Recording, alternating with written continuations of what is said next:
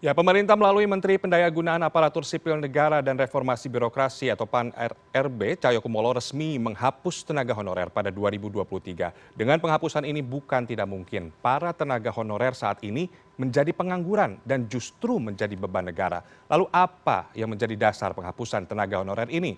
Tepatkah penghapusan dilakukan di saat ekonomi masyarakat sedang dalam masa pemulihan? Kita akan membahasnya malam ini bersama pengamat kebijakan publik dari Universitas Trisakti Trubus Rahadiansyah. Selamat malam Pak Trubus, apa kabar?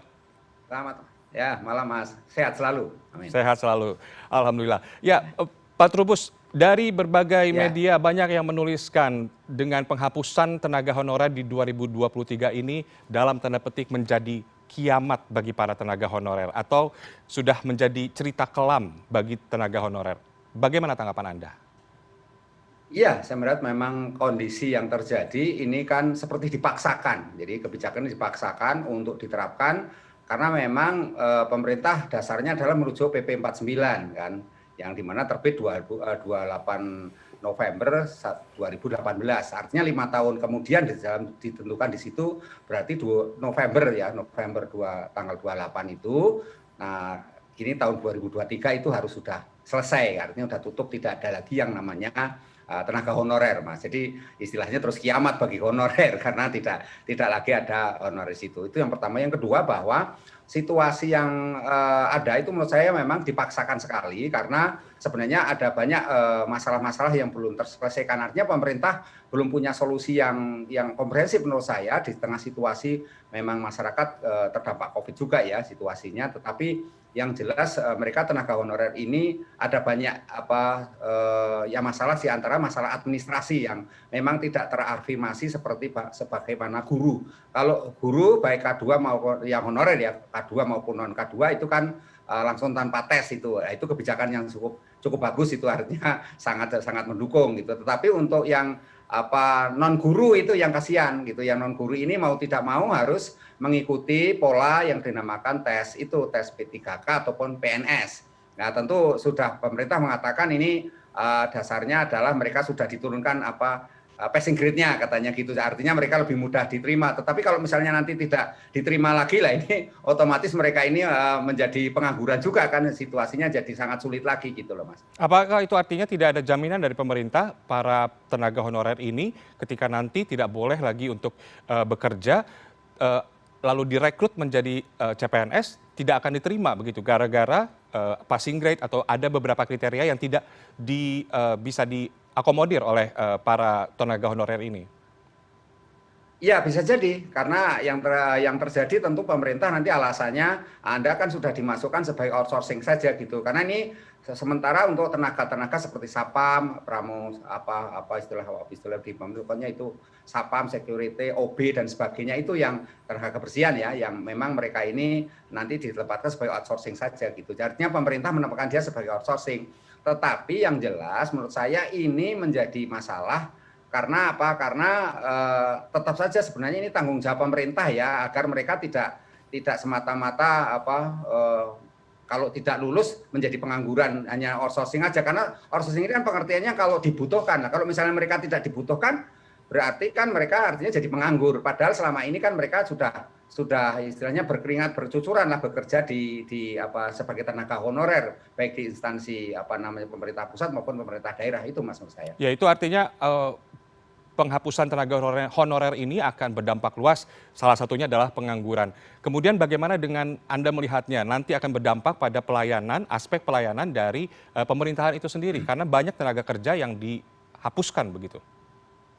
Iya, menurut saya ini juga menjadi problem karena apa? Karena terutama di daerah ya, karena mereka-mereka di daerah ini banyak sekali ASN-nya yang pensiun kan. Karena pensiun, kemudian untuk mengisi jabatan-jabatan atau mengisi pekerjaan itu sendiri, itu kan harus merekrut lagi. Nah, untuk merekrut ini kan butuh proses waktu tersendiri kan, apalagi kemudian pemerintah daerah dihadapkan oleh keterbatasan-batasan. Nah, otomatis ini yang ada kan selama ini dibantu oleh para honorer ini gitu. Nah, otomatis karena honorer sudah tidak ada, tidak diperbolehkan baik untuk non P3K maupun untuk non ASN juga sudah nggak boleh gitu ya. Jadi dengan demikian mereka otomatis pekerjaannya menjadi menumpuk gitu. Karena menumpuk, nah pelayanan publik akan sedikit banyak terganggu gitu Mas. Untuk jangka pendek lah terutama. Tetapi nanti untuk jangka menengah, jangka panjang tentu dengan penyesuaian-penyesuaian yang ada akan bisa terjadi karena penyesuaian terutama penggunaan ini sistem digital itu Mas, jadi digitalisasi pelayanan publik itu akan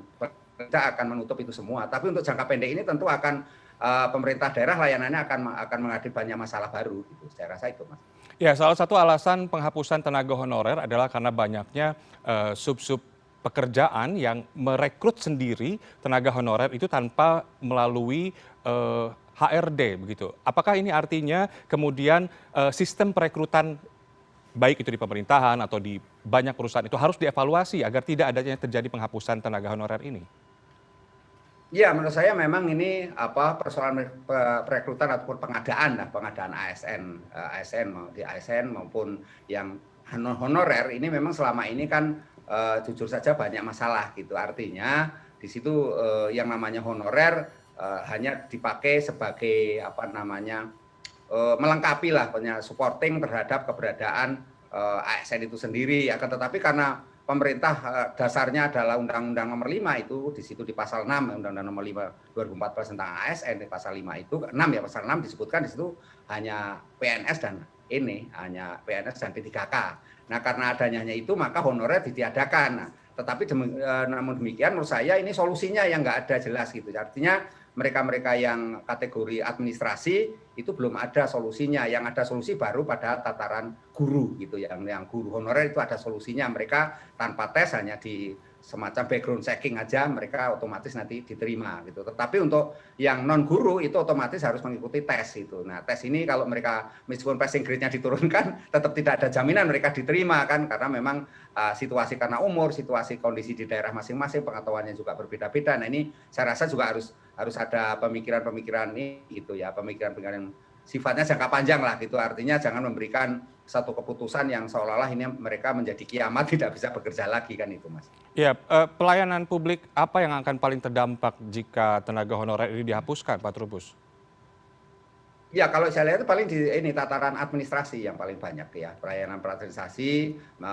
Mungkin kalau guru kan sudah ada solusi meskipun guru tenaga kesehatan dianggap sudah solusi tapi saya rasa itu juga belum begitu optimal untuk jangka pendek ini gitu kan. Nah, yang jelas untuk tenaga administrasi mesti layanan-layanan terkait yang ada di daerah itu macam-macam Mas, baik layanan soal perizinan, soal terkait dengan pengurusan mengenai dokumen-dokumen, termasuk sertifikasi tanah misalnya, dan sebagainya itu saya rasa masih terjadi pelayanan yang menghambat kan, misalnya termasuk juga hal-hal ini misalnya Samsat misalnya dalam pelayanan itu juga mungkin akan terpengaruh juga. Artinya karena ini sifatnya jangka pendek tentu nanti akan ada penyesuaian gitu. Meskipun nantinya jangka menengah jangka panjang akan terselesaikan juga gitu. Hanya dalam jangka pendek ini akan ada terjadi gagap lah ya. Artinya pemerintah daerah nanti gagap bingung harus bagaimana supaya pelayanannya tetap cepat, tetap terjamin dan tetap terkendali itu yang jadi masalah kan itu. Ya, itu artinya sebelum tanggal 28 November nanti ketika tenaga honorer sudah sama sekali dihapuskan, itu pemerintah harus sudah memiliki solusi jangka pendek maupun jangka panjang terkait bagaimana nanti pelayanan terhadap publik agar tidak terganggu dengan penghapusan tenaga honorer ini. Begitu, Pak Trubus? Iya, jadi harus ada solusi. Artinya sampai tanggal 28 kan itu artinya pemerintah harus memberikan ruang kepada mereka honorer ini. Meskipun ada dikatakan tadi guru juga sudah solusi tidak batas, tetapi itu kan guru yang terdata dalam namanya Depodik ya. Depodik itu data pendidikan untuk guru lah gitu, ada pendidikan gitu, tenaga pendidikan. Tapi bagi mereka yang non itu Depodik kan juga mereka juga ada kan misalnya karena ini kan harus ikut tes juga gitu. Saya rasa itu juga akan menjadi problem karena selama ini juga mereka banyak yang mengisi kekosongan mengenai tenaga guru, tenaga pengajar di daerah. Nah, di sisi lain memang kemudian untuk sampai tanggal 28 ini pemerintah tetap harus mencarikan solusi, tidak semata-mata oh ya ini nanti Anda masuk outsourcing gitu misalnya dinyatakan outsourcing saja berdasarkan kebutuhan. Tetapi saya rasa ini akan menjadi problem karena apa? Karena selama ini ASN ini sangat terbantu sekali gitu, sangat terbantu sekali dengan keberadaan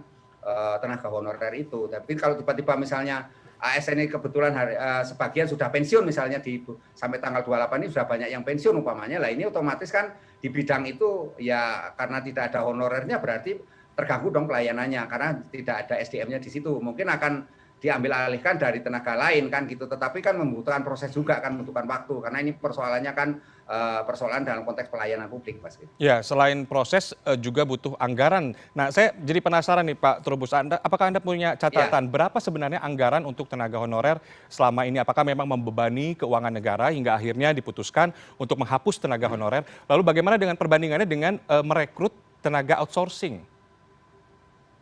Iya, kalau selama ini pemerintah sebenarnya kalau secara keseluruhan ya tidak terlalu membebani ya dalam hal ini ya, karena memang mereka di daerah-daerah itu sudah punya solusi masing-masing lah ya, artinya punya cara untuk membayar karena selama ini kan payroll, mereka itu payroll. Nah, nanti kan kalau sudah sudah nggak melalui proses yang namanya honorer, artinya sudah nah itu nanti mereka kategorinya melalui melalui umum. Kalau sekarang kan selama ini kan melalui payroll gitu. Nah, gajinya ini selama ini memang sebenarnya kalau di beberapa daerah hasil penelitiannya itu sebenarnya tidak terlalu membebani pula gitu. Artinya ya adalah solusi-solusi yang dilakukan karena di situ beberapa kepala daerah juga melakukan inovasi-inovasi gitu.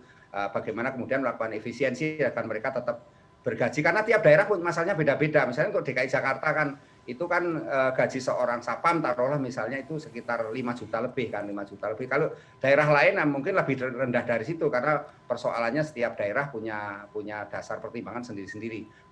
Ya mirip-mirip kayak UMP lah kira-kira mirip seperti itu. Tetapi dalam hal ini secara keseluruhan sebenarnya nggak terlalu membebani gitu. Meskipun berbagai pihak mengatakan justru itu beban bagi negara secara keseluruhan, tetapi kalau dihitung-hitung hasil penelitiannya itu nggak terlalu signifikan gitu loh Mas pengaruhnya itu. Ya, itu artinya saat ini nasib dari para tenaga honorer itu dipertaruhkan dan berada di tangan pemerintah. Bagaimana nantinya kemudian pemerintah ke depannya ketika tenaga honorer sudah dihapuskan menjamin tadi yang seperti disampaikan oleh Pak Trubus, pelayanan birokrasi akan tetap optimal ke depannya? Iya, ini yang menjadi tantangan berat bagi pemerintah, terutama pemerintah daerah juga ya dalam soal pelayanan. Karena yang jelas karena mereka harus mengikuti tes kan, karena syaratnya harus P3K ataupun mereka PNS. Nah, untuk honorer-honorer ini kan dikatakan nantinya menurut pemerintah formulasinya atau skemanya kan itu diturunkan passing grade-nya agar mereka bisa diterima. Tetapi kan tidak ada jaminan bahwa mereka itu tetap diterima karena memang setiap orang punya kemampuan masing-masing kan gitu. Nah, kalau mereka tidak diterima maka otomatis mereka akan jadi pengangguran. Nah, di satu sisi di tempat yang mereka bekerja selama ini ya terjadi kekosongan kan, kekurangan, maka di sini akan berpengaruh kepada pelayanan publik itu sendiri. Jadi menurut saya skema yang ada sekarang atau solusi yang ditawarkan oleh pemerintah melalui tes dengan penurunan passing grade ini juga belum komprehensif juga gitu loh Mas, karena memang persoalannya lebih kompleks dari soal persoalan passing grade kan, persoalannya juga kemudian harusnya semuanya diberikan afirmasi yang sama dengan guru gitu, di mana kemudian mereka juga tidak, kalau guru kan tidak melalui tes jadi langsung saja hanya semacam background checking saja selesai diterima gitu menjadi P3K. Tapi kalau yang itu non guru lah ini yang jadi masalah, mereka harus melalui tes sebagaimana prosedur yang resmi diberlaku gitu Mas. Nah, ini menurut saya akan berpengaruh terhadap pelayanan secara keseluruhan gitu loh Mas. Ya, itu juga yang tadi menjadi catatan bagaimana tenaga honorer ini hanya fokus pada posisi tertentu seperti yang Pak Trubus bilang, selain guru atau Ya. ada juga tenaga kesehatan. Nah, yang menjadi catatan juga sistem perekrutan yang dianggap masih belum optimal, perekrutan pegawai pemerintah dengan perjanjian kerja atau PPPK. Yang sejauh ini tidak memberi banyak kesempatan bagi tenaga honorer di instansi pemerintahan. Anda melihatnya seperti apa? Iya, ini memang salah satu masalah di mana kemudian tenaga-tenaga honorer ini banyak yang tidak lulus kan ketika tes itu. Nah, ini makanya pemerintah kemudian sekarang ini menawarkan solusinya passing grade-nya diturunkan gitu. Tetapi ini juga sekali lagi tidak menjamin. Nah, karena mereka banyak yang tidak lulus, maka otomatis juga persoalan yang terjadi adalah mereka kebingungan kan, bingung harus bagaimana lagi karena yang selama ini tes yang dilalui itu memang cukup berat dan mereka kalah kompetisi dengan mereka yang kategori umum gitu ya, umum yang non honorer lah gitu, non honorer, dan sehingga mereka yang kategori honorer lama-lama menjadi termarginalkan. Nah, inilah menurut saya memang meskipun pemerintah sekarang menawarkan solusi baru, tetapi saya yakin juga tidak akan menyelesaikan secara keseluruhan juga gitu. Jadi dalam hal ini tentu masalah honorer ini kalau kemudian dipaksakan sampai tanggal 28 nanti atau setelah tanggal 28 itu tidak boleh lagi, itu berarti memang situasi yang akan membuat mereka akan kebingungan, Mas, akan dihadapkan oleh situasi yang sangat memprihatinkan gitu. Sementara mereka sudah sudah bekerja. Yang kedua menurut saya memang honorer yang ada sekarang karena mereka tes berkali-kali tidak diterima atau mereka juga kalah bersaing dengan mereka yang kategori umum gitu, karena dipersamakan kan mereka sama gitu karena melalui prosesnya sama, maka yang terjadi memang kemudian ada di antara mereka atau P3K juga yang sudah dites ini banyak yang mundur pula gitu, Mas. Kemarin kan juga datanya ada beberapa yang mengundurkan diri ya setelah diproses diterima. Nah, tetapi ini persoalannya kemudian apakah honorer-honorer ini juga nantinya otomatis kalau kita sih menghendaki otomatis mereka sebagai P3K langsung diterima gitu. Jadi tidak lagi melalui proses-proses, artinya ada kesamaan lah. Jadi semua perlakuannya sama baik kepada guru maupun non guru gitu loh, Mas. Ya, itu kan tadi dari sisi pemerintah, lalu dari sisi tenaga honorer sendiri apa yang mereka harus persiapkan untuk bisa nantinya tetap berkompetisi dengan para ASN untuk bisa bekerja kembali di pemerintahan begitu? Ya, kalau menurut saya bagi mereka tenaga honorer sendiri secara pribadi tentu harus menyiapkan segala pengetahuan, segala profesionalismenya, literasinya dan sebagainya lah yang terkait dengan proses-proses tes itu sehingga dia bisa mengikuti dengan baik. Tetapi kalau misalnya mereka ya kebanyakan di antara mereka juga sudah malas juga kan karena mereka udah capek, misalnya udah merasa capek, udah merasa tidak bersemangat lagi untuk ikut tes, ya otomatis mereka mau tidak mau ya harus bekerja di sektor lain gitu ya.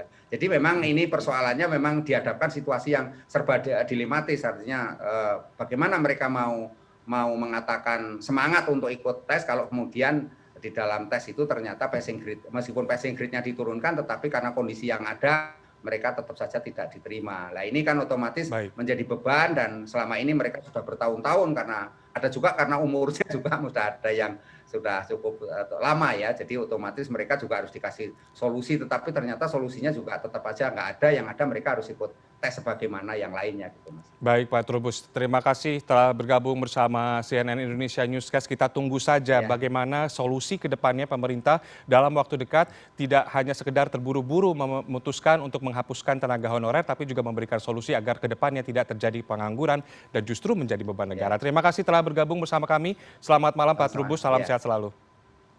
Salam sehat.